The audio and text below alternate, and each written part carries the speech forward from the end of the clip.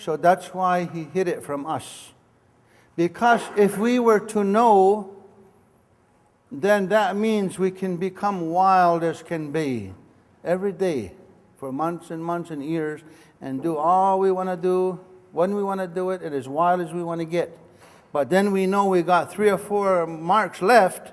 All of a sudden we calm down and we do the things that human beings are supposed to do because we know that in a couple of days we got to go. So that's called cheating.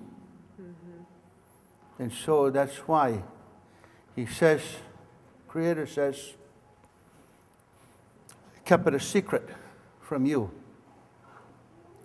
Because I want you people to carry a good mind every day and every night.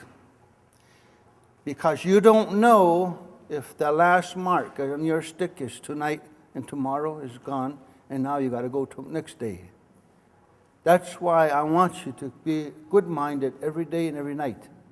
Never to be cross to other people. Even if they're mean to you, don't mirror it back to them. Because you have then been just as cruel and mean too. So always be good-minded, compassionate and kind, and full of love. Because you don't know if you're going to go tomorrow. So everybody should be ready. And the other thing about the death is all the real Iroquois people always have their moccasins ready, their leggings, their breechcloths, their shirts, everything that they're going to use to journey to the next world. You always have one set of it ready. If you go in the closet of the real Onondagas and the real Mohawks and the real Oneidas, or the dresser somewhere, you will find their journey clothes is ready. And sometimes that journey clothes is too small by the time they're ready to go. Well, then you got to make another one.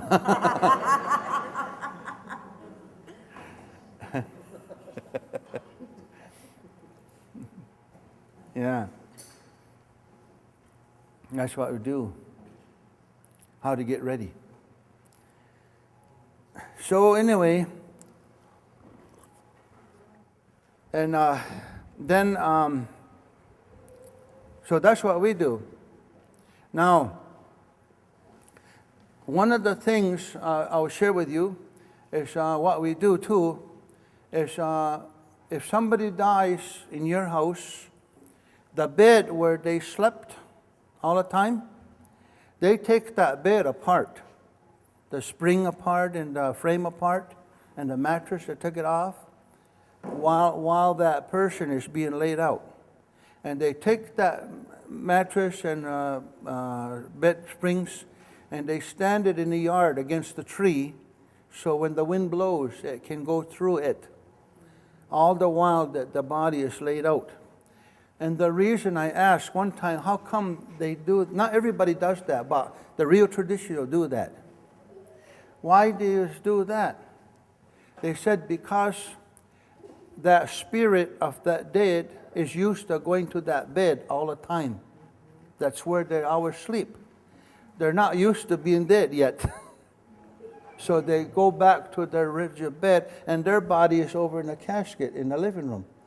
So that's why they take the bed apart. So when that spirit goes there, there's no bed. So it has to go back to its body over there where it's laid out. So when people and family comes, that spirit can be with them instead of being over there. You follow? Mm-hmm. At least that's what they told me. It sounds like it. I buy it anyway. So then... But once that, and the other thing we do is if your immediate family, in older days, they used to cut their hair. I mean, indiscriminately, just cut it. And that's a sign because your hair is sacred, is very meaningful, important. So when somebody that you love dies, you take what the most precious thing, and the most thing you like the most is your hair, so you cut it off in honor of the dead because you love them.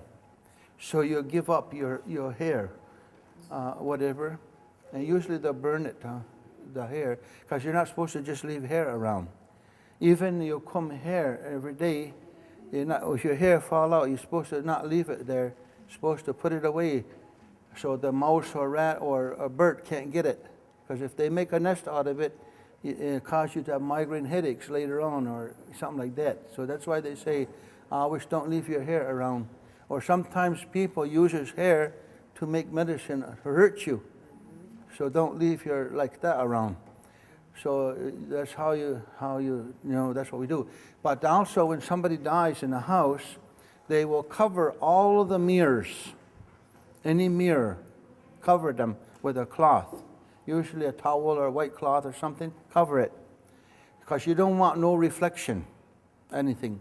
And there are several reasons, I think, for that. Or even like some people has toasters and it has chrome on it, so it's like a mirror. It'll catch your reflection. Even those, they cover it. Anything that can catch your image, they cover it. Because some of them told me that if you see a mirror, if you walk by it, catch your image right away. And if a dead walks by there, it can catch that too. And if you see it, that the image of dead is reflected on there, then it means sickness can come to you too. And another death can come if you do that. That's why they cover it. And the other reason they cover it is because when your family dies, you're not supposed to put lipstick on. You're not supposed to put mascara on. You're not supposed to put curlers in your hair. You're not supposed to doll yourself up. You're in mourning. You're supposed to be in crying. You're supposed to be in grief. So you're not going to a beauty contest. So that's why they cover the mirror, so you can't doll yourself up. And that doesn't mean, you don't wash your face or anything. It just means that you don't fuss about yourself because you're in mourning. So that makes very much sense to me too. And that's why they do that. But after the body is gone, then they can take it off. But some families just leave it like that for the whole 9 days. Some do it the whole 9 days, and then on the 10th day, they take off the mirror. But most families, what they do is, as soon as the body is gone, they take off the thing.